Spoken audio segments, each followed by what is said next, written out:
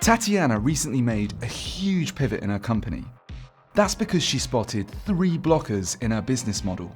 What we're going to do is break down each one so you know exactly what to look out for.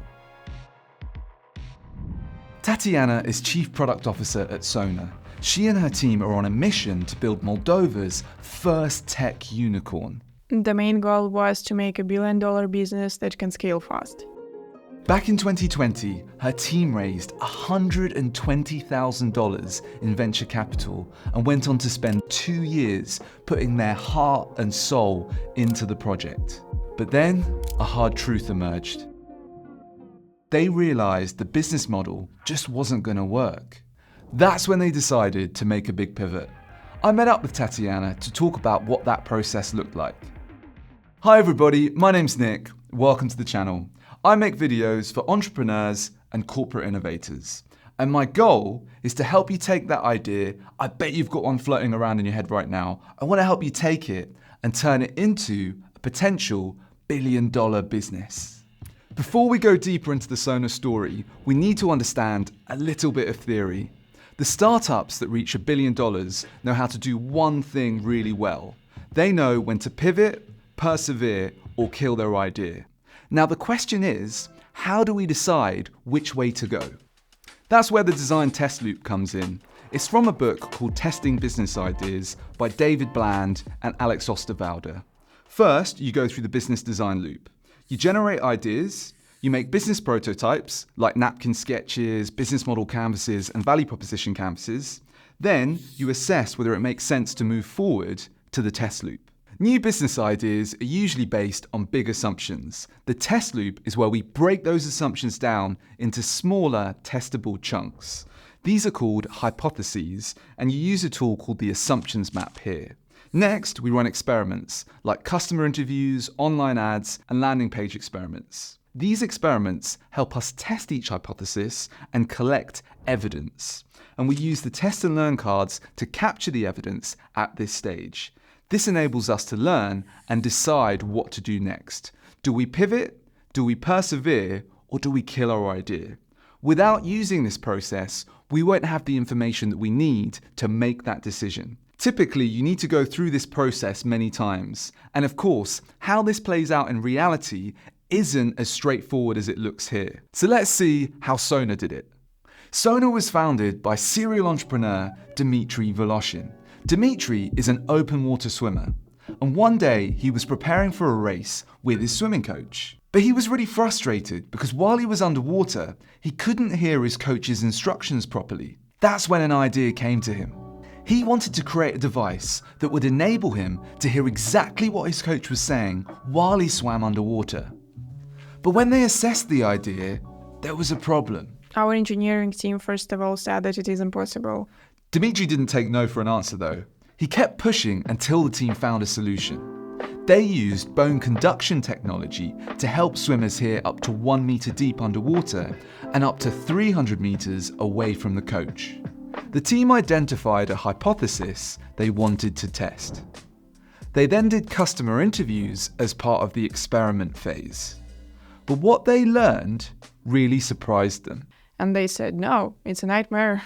We are not going to have always or every second the coach's voice in our heads. This leads us on to the first sign that it's time to pivot your business. Your target customer isn't interested in the problem. At this point, Tatiana's team decided to pivot and focus on a different customer segment. Then we went to the swimming coaches and asked maybe they are going to buy our product, and they really had the need. Coaches have to shout all day, which puts a real strain on their voice. They also have to wait until swimmers have finished a length before they can give their feedback. They needed a solution. So we started to sell our device to swimming coaches, but they didn't buy it so fast. Another sign that it's time to pivot is when you struggle to attract and retain customers. Here, your product solves your customers' problems really well, but you haven't found the right channels to reach them. So they did more customer interviews with the swimming coaches. They said they wanted to be able to test the Sona communicator devices before buying them. This meant Sona needed to pivot again. They partnered with distributors in every country who would be able to offer the trial sessions for swimming coaches who were interested in the product. We started to work with distributors, and it seemed that everything worked, because by the end of that year, we had already contracts for 4,000 pieces. After 2 years of a lot of trial and error, they eventually worked out how to sell the Sona communicator devices to swimming coaches. The challenge is the decision-making process for swimming coaches to buy the product is about 6 months long. But as soon as we realized that it is a B2B product and it's not gonna grow very fast and scale, we didn't know what to do next. The third sign that it's time to pivot is when you find out that your idea has limited revenue potential. Tatiana could see that something had to change. When they decided to pivot, they already had a lot of customers and they were constantly doing customer interviews. Swimmers said they lacked motivation and focus because training sessions were long and boring. One thing was clear from the feedback. A lot of time we get some questions about, can I use it to listen to music? That's where the idea for a new product came from. So here's our solution. Our device is a small puck that can be placed anywhere on the swimmer's head, usually under the swimming cap, or including the special clip which can be placed on the goggles. It works on bone conduction technology, doesn't have any wires and headphones, is fully waterproof and comfortable to wear. Before going all in on the idea, they decided to test it first. Tatiana and her team have very clear criteria for testing business ideas. We take 1 month, 5 iterations, and $1,000. The goal is to get 5 purchases in this time.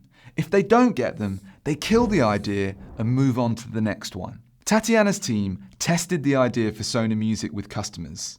They built a landing page and started taking pre-orders. Dmitry and I agreed to test it and then to see if we should do it or not. We tested it and it worked. They actually got 8 people to sign up for pre-orders. It was very nice because not all the customers are ready to buy the product when they know that it is a pre-order stage. And it was written on our website, and every customer knew that he will have to wait, first of all, and that it is the first batch. This meant they had enough evidence to confirm that they should start manufacturing the new Sona Music product. We have started our manufacturing in spring, and we have got the first batch ready of 1,000 pieces in September. But by this period of time, all this batch was already sold. Tatiana has now ordered large batches of their product from a manufacturer in China. It's easier to sell to swimmers, which has meant that they're having more luck selling this version of the product in online marketplaces. Our go-to-market strategy is simple. We are going to work with usual B2C sales, running ads campaigns, influencer strategy, and B2B sales. And by the way, we already have 35 potential distributors who are ready to work with us. Sona Music has a much more scalable business model than Sona Communicator. And so that means they're much more likely to reach their goal now of becoming Moldova's first billion-dollar company. But they're not complacent though. A research, it's not something that we have done and that's all. We always have to do it again, because if we have talked with our customers half a year ago, now something could change. And we know that we will never know our customers properly, and we have to talk to them again and again and again. Whoa, what a story, right? I hope you enjoyed watching it as much as I enjoyed making it. Now, the second step in the design test loop is business prototyping, and the business model canvas is vital here. So I made this video right here that you can watch to teach you exactly how to map out the business model canvas for your business idea. So watch that next, and I'll see you in the next one. See you later, everybody.